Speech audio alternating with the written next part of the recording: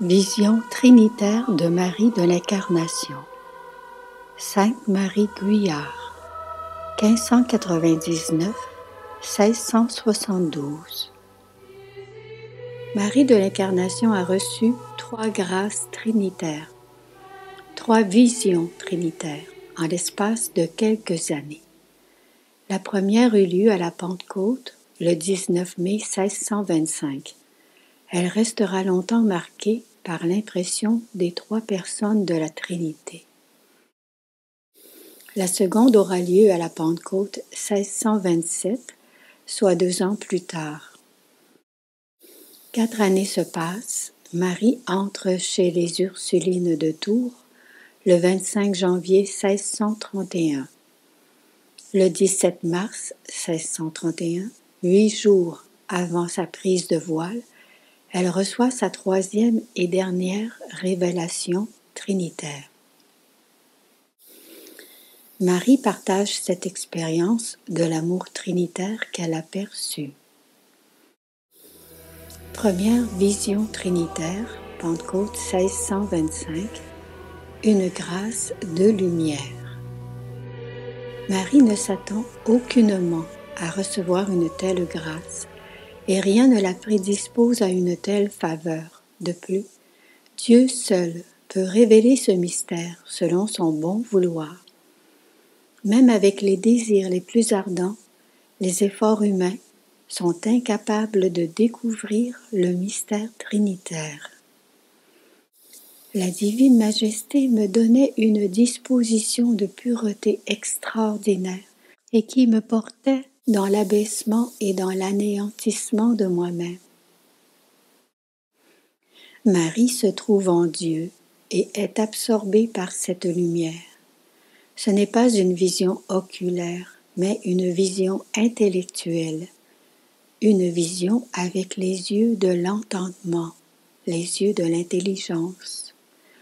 Marie sait, par grâce, qu'elle se trouve dans la vérité du mystère trinitaire, qui lui fait voir en un moment les relations qu'ont entre elles les 3 personnes divines. En un seul instant, comme prise hors du temps, elle voit Dieu en son mystère trinitaire. L'amour du Père, lequel, se contemplant soi-même, engendre son Fils, ce qui a été de toute éternité et sera éternellement. Ensuite, mon âme entendait l'amour mutuel du Père et du Fils, produisant le Saint-Esprit, ce qui se faisait par un réciproque plongement d'amour, sans mélange d'aucune confusion. Marie voit le Père et le Fils, mais elle entend l'Esprit Saint. Il est ce souffle qui procède du Père et du Fils et de leur amour mutuel. L'amour mutuel du Père et du Fils qui se fait par un réciproque plongement d'amour produit le Saint-Esprit. En un instant, Marie voit les distinctions et l'unité de la Trinité. Dans cette vision de la Trinité, Marie contemple les relations d'amour des 3 personnes divines, mais elle les contemple de l'extérieur. Par la suite, les 3 divines personnes éclairent Marie. Dieu, un et trine, marque de son empreinte les choses visibles, les hommes, et les choses invisibles, les anges. Au niveau des choses invisibles, on retrouve la hiérarchie des anges. Les trônes expriment le Père et ses pensées éternelles. Les chérubins, le Verbe et ses lumières. Les séraphins expriment les ardeurs de l'esprit. Chaque personne divine est donc en lien avec un cœur particulier qui l'exprime. Au niveau des choses visibles, Marie montre que nous sommes créés à l'image de Dieu.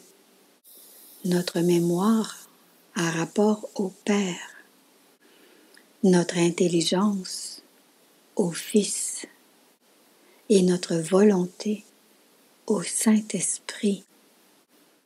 L'âme de chacun d'entre nous trine en ses puissances, une en sa substance, est à l'image du Dieu Trinité. Théologiens et auteurs spirituels restent ébahis devant l'ampleur, la justesse, la rigueur et la beauté de cette grâce trinitaire. Deuxième vision trinitaire, Pentecôte 1627, toute pour l'amour. Plus qu'une vision, cette deuxième grâce est une union profonde et bien réelle de l'âme, l'épouse, à son époux, le Verbe de Dieu, le Christ. Cette grâce est sa véritable entrée dans le mystère trinitaire. Dieu est amour, et c'est en se livrant comme amour qu'il se donne à connaître et à aimer pour ce qu'il est. La sacrée personne du Verbe divin me donna à entendre qu'il était vraiment l'époux de l'âme fidèle. En d'autres contextes, l'épouse est l'Église du Christ, mais ici, l'épouse est l'âme fidèle. Cette alliance nuptiale, réalisée dans le Christ, entre Dieu et l'humanité, mais aussi entre Dieu et l'âme, est prophétisée dans l'Ancien Testament.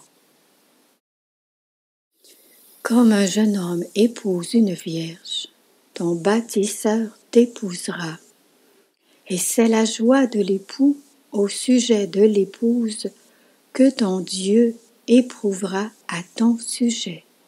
Isaïe 62, 5. En prenant Marie pour épouse, le Verbe s'unit à elle et elle s'unit à lui. Ils ne font plus qu'un. En 1663, elle exprime que le Verbe lui faisait expérimenter qu'il était tout à elle et qu'elle était tout à lui, par une union et un fort embrassement où il la tenait captive, mais qu'il lui semblait que le Verbe éternel voulait de sa part un doux acquiescement. Troisième vision trinitaire, le 17 mars 1631, jour de la fête des anges gardiens. Ô mon grand Dieu, ô suradorable abîme, je suis le néant et le rien. Marie de l'Incarnation reçoit la visite de la Trinité qui va lui accorder la plus haute grâce, dit-elle. Reconnaissant son néant et devant la grandeur du Dieu Trine, elle s'écrie « Ô mon grand Dieu, ô suradorable abîme, je suis le néant et le rien. » Ce sont les trois personnes de la Trinité qui se manifestent d'emblée à elle, avec un unique verset de l'Écriture comme parole. Si quelqu'un m'aime, il gardera ma parole, et mon Père l'aimera, et nous viendrons vers lui, et nous ferons une demeure chez lui. Jean 14, 23. La première fois que je me manifestai à toi, lui disent les trois personnes, C'était pour instruire ton âme dans ce grand mystère. La seconde fois, c'était afin que le Verbe prît ton âme pour son épouse. Mais à cette fois, le Père et le Fils et le Saint-Esprit se donnent et communiquent pour posséder entièrement ton âme. Elle se voit donc en relation avec chaque personne divine. Fille du Père, elle est engendrée par lui à la vie divine. Épouse du Verbe, elle entre dans la relation filiale du Fils au Père. Et, unie à l'Esprit, elle se voit porter les impressions du Père et du Fils. Je comprenais encore que c'était là le vrai anéantissement de l'âme en son Dieu par une vraie union d'amour.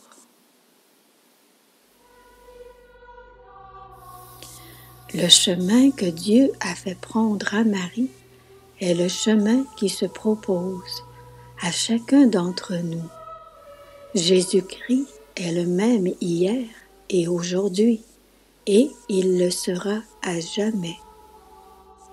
Si Dieu Père, Fils et Esprit est le Père, l'époux et le moteur de l'âme aimante de Marie, alors il l'est aussi pour les âmes aimantes de notre temps. Dieu est un, Père, Fils et Esprit.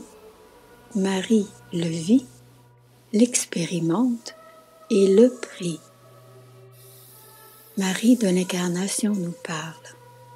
Dans une pureté et simplicité spirituelle, l'âme expérimente que le Père et le Verbe incarné ne sont qu'un avec l'Esprit adorable.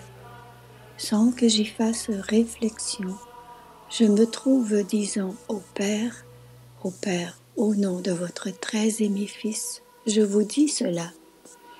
Et au Fils, mon bien-aimé, mon très cher époux, je vous demande que votre testament soit accompli en moi, et d'autres choses que ce divin esprit me suggère, et j'expérimente que c'est le Saint-Esprit qui me lie au Père et au Fils. Je me trouve fréquemment lui disant, « Divin Esprit, dirigez-moi dans les voies de mon divin époux. » Et je suis sans cesse dans ce divin commerce, d'une façon si délicate, simple et intense. C'est un air si doux dans le centre de l'âme, où est la demeure de Dieu que je ne puis trouver de termes pour m'exprimer.